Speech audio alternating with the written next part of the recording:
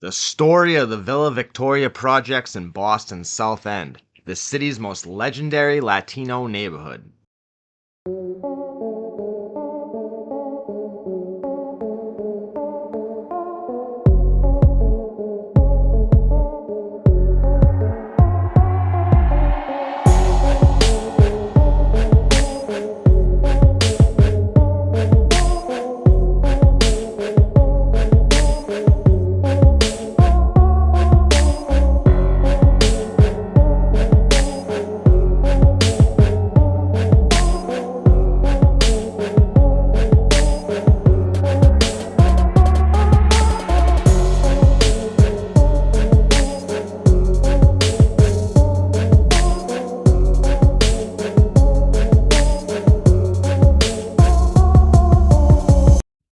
What's up, everybody? Welcome back. So, as I sat there and celebrated St. Patrick's Day with my family last weekend, I began to think about how Boston and Massachusetts has changed throughout my lifetime.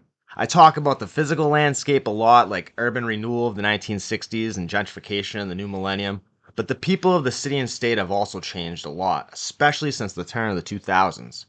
Boston, which has always had a very strong Irish identity, is rapidly changing in appearance.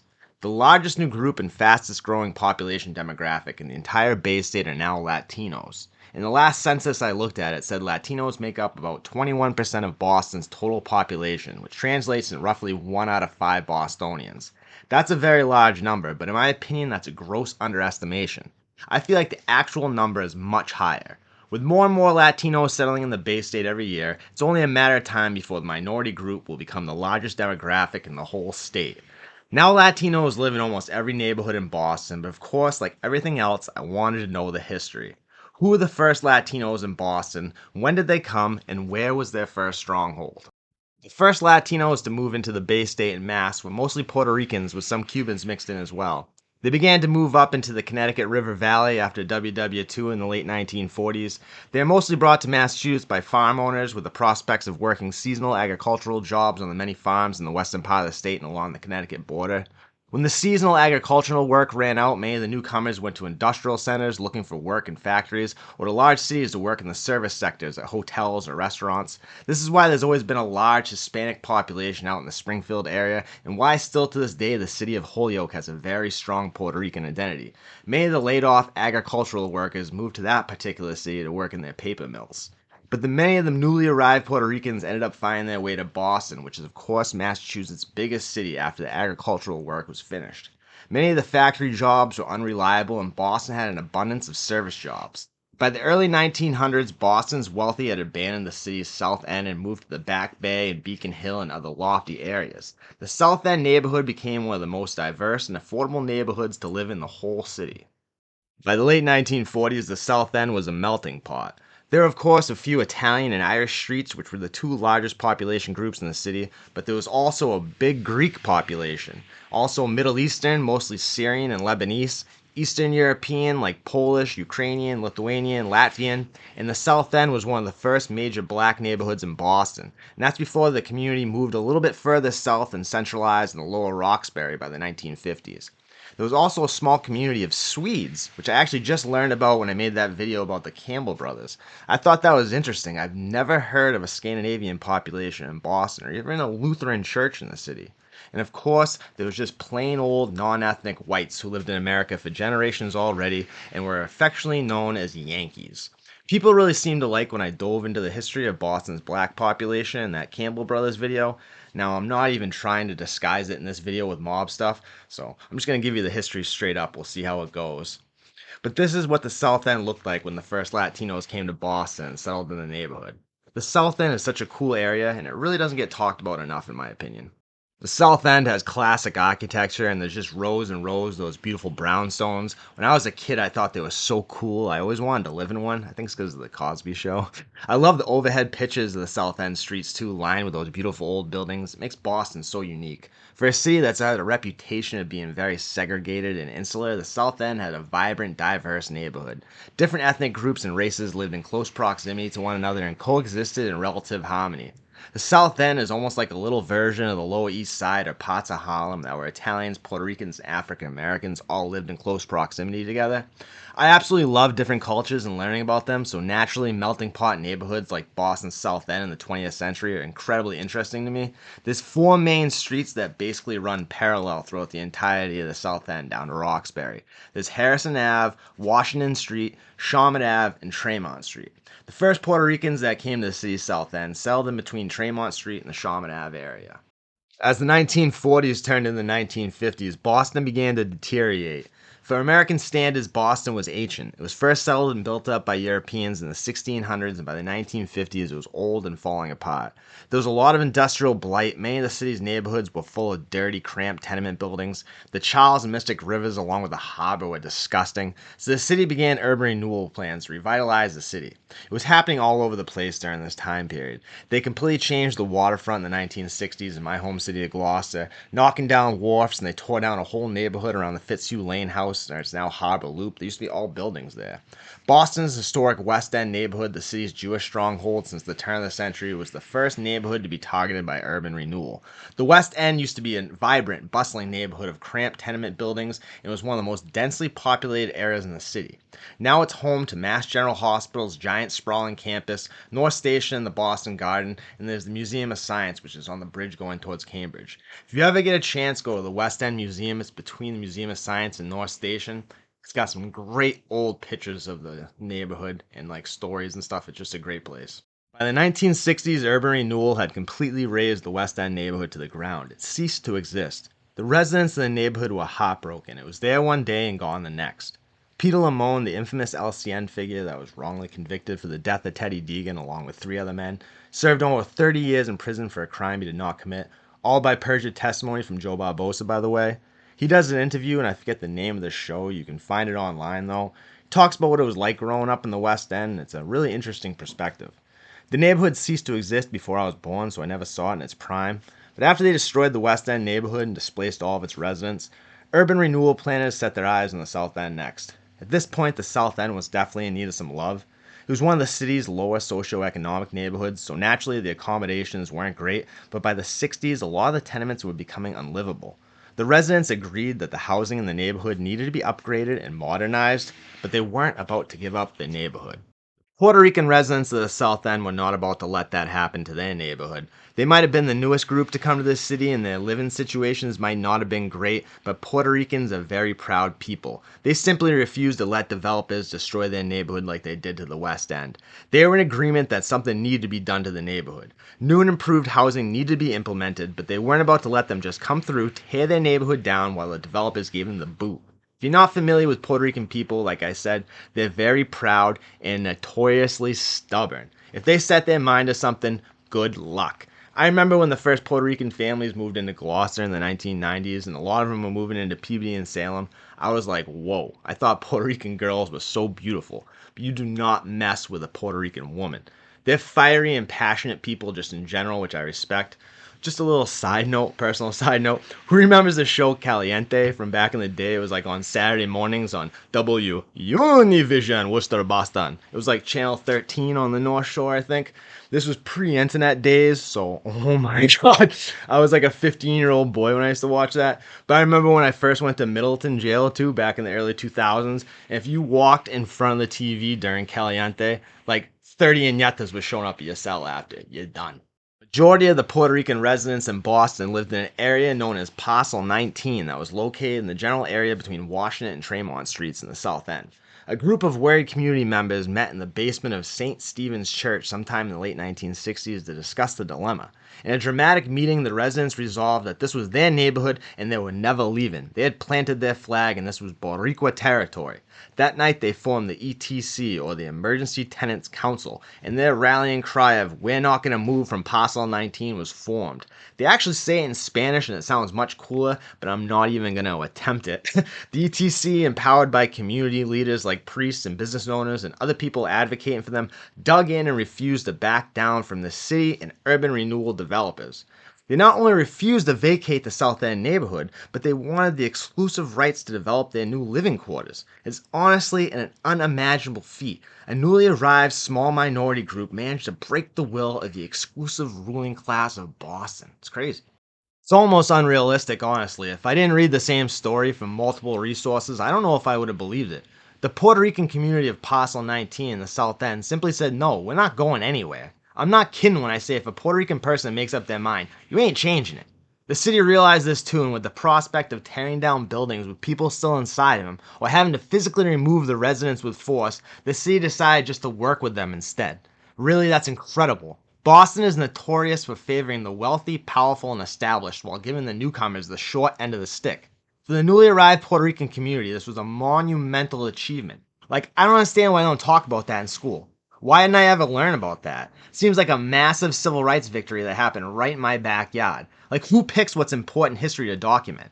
I accidentally stumbled across this while researching the Villa Victoria projects for a modern day Latino hood rivalry thing that I was going to do. But this is a much more interesting video to me personally. And it's just crazy to me that this is not like a commonly shared story. So the ETC not only managed to keep Parcel 19 in the Puerto Rican community's hands, but they had won the right to develop their new neighborhood once the dilapidated tenements were torn down. This was completely unprecedented in Boston, and I'm honestly not sure if this ever happened anywhere in the country before. The ETC flew an architect named John Sherritt that was working with them on developing the new look of the neighborhood to Puerto Rico.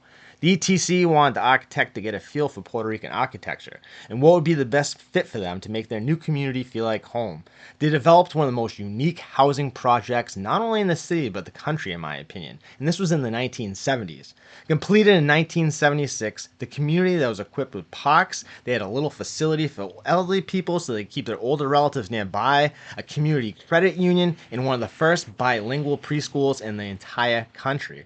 Instead of the giant, cramped, ugly high-rise project buildings that were already all over the city, they decided to give the development many different modernized units with a unique architectural look that makes the neighborhood look like no other. Also in the middle of the development is the Plaza Batances. The ETC soon morphed into the IBA. Okay, I'm going to actually attempt this one. The Inquilinos Boricuas en Acción, which basically translates to Puerto Rican tenants in action. The IBA took over where the ETC left off and kept pushing to help and aid strengthen the growing Puerto Rican community. The residents chose to name their community of the old Parcel 19 in the South End Villa Victoria, which means Victory Village. I'd say that's about as accurate a name that you could pick. I'm honestly so confused on why this isn't something that's constantly brought up and cited as a reference point or taught in schools, unless I was really just that baked. Unless I've had my head in the sand, I don't think that a lot of people who even live in Massachusetts are aware of the origin story of the Villa Victoria projects. It's a monumental achievement for the Puerto Rican community in Boston, solidifying their place in the ethnic makeup of the overall city forever. Maybe leaders don't want this story being told. They want people to forget that they can stand up, unite, and fight for what they love and believe in, and overcome the mighty local, state, and federal governments. But I think we've blown our chance with the feds in the past couple decades. I don't think anybody's going to fight them anymore or win. In the late 1970s, 1979 to be exact, to celebrate this huge victory, the community, with the support of the IBA, constructed the Batances mural. It was a wall covered in beautiful tile mosaic in the Plaza Batances. The mural was put together by a Jewish artist, Liliane Rosenberg, who collaborated with many community members, young and old alike, to complete the beautiful work of art. It's an homage to the residents' Boricua heritage and an unbelievable victory of the people of Parcel 19 to keep their neighborhood. It also depicts Puerto Rican hero Dr. Ramon E. Batance, who the plaza and the mural are named after. He helped gain independence for Puerto Rico from Spain in the 1800s and fought for emancipation. He was a humanitarian and an activist and just generally loved by Boricua people, and kind of like a Cesar Chavez was to the Mexicans in Northern California. Also in celebration of the Villa Victoria neighborhood and the story behind it, every July they have the Festival of Batances in the plaza. I honestly never knew about this until now. I don't understand how you can live in an area for so long and just not know about certain things. It's crazy. Live music, dancing, all types of food, different attractions, but the main one in my opinion is the Greasy Pole. Now this is crazy. My city of Gloucester has the St. Peter's Fiesta the last weekend of every June. St. Peter is the patron saint of the fishing fleet, and it was originally started as a blessing to the fleet every year, and the festival was centered around that. The three major groups that dominated the fishing industry in the city of Gloucester were the Maritime Canadians, mostly Irish and Scottish, the Portuguese, and the Sicilians. Today the Fiesta is known as an Italian celebration because most of the traditions brought over come with the newest and largest group, which are mostly from a village called Terracini, Sicily. They brought over the Greasy Pole, which if you don't know, in the Gloucester version, it's a telephone pole covered in thick industrial grease with a flag at the end of the pole. The guys have to walk from a platform along the whole length of the grease-covered poles to grab the flag. If you fall, you have a 10 to 25 foot drop into the ocean depending on the tide. No one's supposed to grab the flag in the first round. I thought Gloucester owned the Greasy Pole, but apparently the Festival Batantes has their own version of the Greasy Pole. In their version, a wooden pole stands vertical in the Plaza Batantes, covered in this thick industrial grease with a flag about 3/4 of the way up there. It's put there by a cherry picker. Instead of competing against each other like the Gloucester Greasy Pole, these guys work together to get the flag. In my opinion, it's kind of symbolic of the whole Villa Victoria story. The residents coming together, working with one another, and overcoming crazy odds. For the Greasy Pole, the guys build a sort of cheerleading pyramid where one guy crawls up the back of the other guy, stands on his shoulders, while the next one comes from behind and does the same thing. Until the very last guy, a Puerto Rican dude with a butt hanging out of his mouth who literally looks like an old school pirate climbing up the top of a crow's nest. After he gets his hands dirty with mulch on the ground, gets a better grip, he flies right up the back of about 6 or 7 dudes until he securely gets to the top of the heap. And with a little bit of stretching and exertion, he snatches the flag. I don't know how the dudes on the bottom don't have rotator cuff problems or strained muscles in their necks. I don't know, it's crazy. But I'm definitely taking my kids next year, though. I love that kind of stuff. I literally live right across the street from the Gloucester Greasy Pole. I walk out my front door, my building, and cross the street, and I'm on Pavilion Beach. Even my kids like it, even though their favorite part of the Fiesta is the carnival rides, apparently. Obviously. So I thought personally that this was a very interesting story to present. Latinos are now the biggest minority group in the city in the state of Massachusetts. Now that Latinos are in every section of the city and they make up the majority of the population in cities like Holyoke and Lawrence. I think Lawrence is like over 70% Latino, mostly Dominicans now too. The many different Latino groups that have come into the city since as well, most notably Dominicans, the small population of Colombians in the city. Mexicans are moving into the Bay State increasingly and probably the fastest growing demographic. Also, there's a large Central American population in the city, especially in the East Boston neighborhood and the neighboring city directly north of Chelsea. But Puerto Ricans were the first group to move into Boston in numbers, and Villa Victoria, aka the Old Parcel 19, was their original neighborhood. It's still a thriving center for Boricua culture in the city and home to many Puerto Rican families. It's had its challenges just like any other neighborhood in the city, but the incredible story of how Villa Victoria was created should be told as a tribute to the community's incredible achievement, persevere.